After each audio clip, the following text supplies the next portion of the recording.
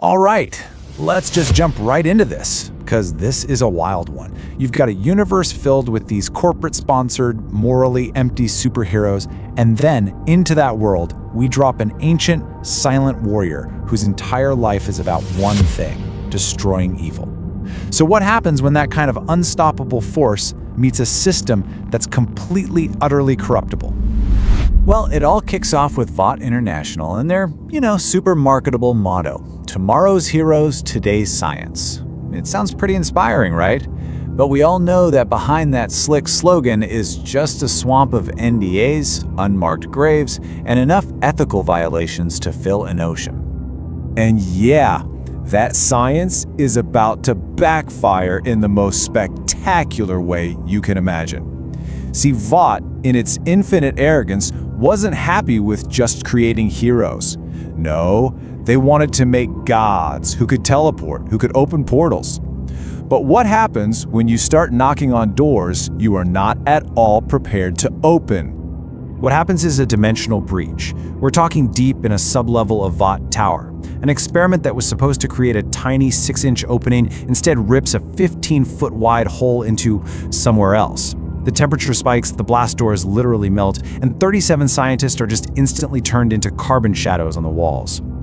Now, what steps through that gateway is what's really interesting. It's not a demon, no. It's the thing that demons have nightmares about.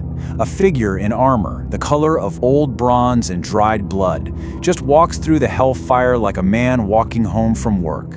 And then, he vanishes into the concrete canyons of New York City.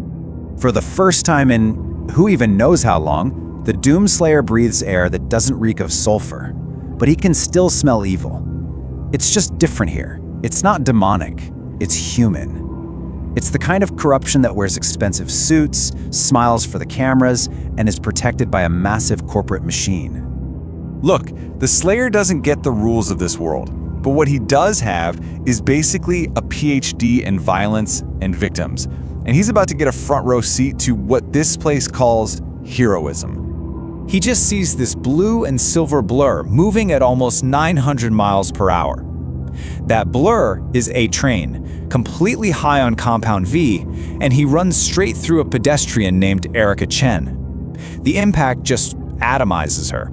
There's nothing left but a red mist hanging in the air. For A-Train, it's an inconvenience. For the Slayer, it's a judgment. The Slayer is basically an engine of consequence.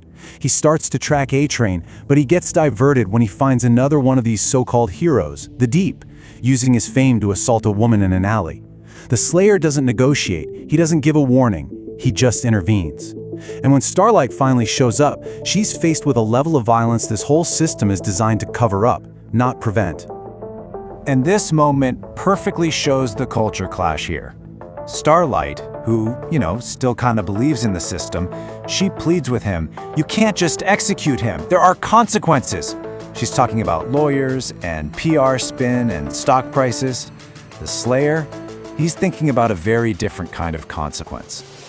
His answer is silent, simple, and absolutely final. He grabs the Deep by the head and, with just a quiet snap, breaks his neck. He drops the corpse like a piece of trash.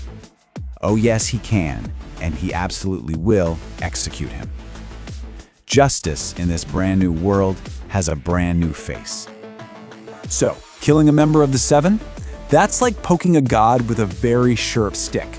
And that god's name is Homelander. And he isn't grieving, he's annoyed. Something is killing his assets in his city, and he needs to put it in its place. So let's look at the tail of the tape here. In this corner, you've got Homelander, a lab-grown god, a corporate asset worshipped by millions who has never, ever faced a real challenge. And in the other corner, you have the Slayer, a primordial force of nature feared by hell itself, for whom struggle is the only thing he's ever known. Homelander confronts the Slayer with that classic swagger, just that absolute belief in his own superiority. But when the Slayer grabs his wrist and actually resists his strength, Homelander's whole worldview doesn't just crack, it shatters. And his response? A promise of total annihilation. The Slayer lands a punch that sends Homelander stumbling back. And for the first time since he was a lab experiment, America's greatest hero tastes his own blood. The physical shock is nothing compared to the psychological damage. Because in his world, gods, they just don't bleed. So Homelander unleashes his most powerful weapon, his heat vision. The beams, which are hot enough to melt tank armor, just deflect off the Slayer's armor. As the Slayer walks right through the inferno, completely unharmed, Homelander's rage just melts away into pure, raw terror. That question? It's not a taunt, it's a genuine plea for him to understand what's happening. The fight ends with Homelander broken, bleeding, and totally humiliated. But for the Slayer, this victory leads to a huge realization. Homelander is powerful? Yeah, but he isn't the real disease. He's just the most obvious symptom. And that is when Billy Butcher steps out of the shadows. He sees the Slayer as the ultimate weapon, a tactical nuke he can just point at Vought. He offers an alliance, showing the Slayer a roadmap to Vought's entire rotten system. He's offering intel, resources, and a kill list with Homelander sitting right at the top. The Slayer's response is simple. He takes the burner phone Butcher offers him, and he just crushes it into dust. He fought alone through health for eons. He doesn't need allies, especially not one whose crusade smells so much like personal revenge. Because the Slayer has identified the true enemy. It's not the individual Supes, it's Vought. It's the corporate machine that manufactures these monsters, covers up their crimes, and then sells them to the public as heroes. You don't just kill the demons, you have to destroy the hell that spawns them. And so, the Slayer's war evolves. This isn't just about punching things anymore. To kill a corporation, you can't just punch it. He's shifting from brute force to information warfare. His first attempt to get Vought's data leads him to a choice that hell never forced on him. He raids a server facility, right? But the fight starts a fire that traps 214 civilians in the apartments above. He's holding the data drives, his mission objective, and he can hear the screams of innocent people. So what does he do? He drops the drives. He saves the people. That failure forces him to learn a really valuable lesson. You know, being righteous doesn't mean there won't be collateral damage. He realizes that to tear down a world built on lies, the most powerful weapon isn't his fist, it's the truth. So he plans a second raid, but this time it's not just to steal the data, it's to weaponize it. And he succeeds. He breaches Vought's primary backup servers and just unleashes 847 terabytes of pure evil onto the entire internet.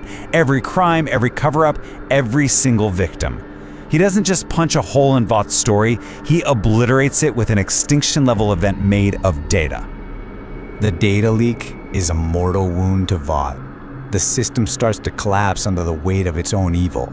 But the Slayer's hunt, it doesn't end. There are always more demons, which leaves us with one final, lingering question. His methods are brutal, the collateral damage is real, and his war is eternal. So, to fight an enemy this deep-seated, do you have to become a monster yourself to win?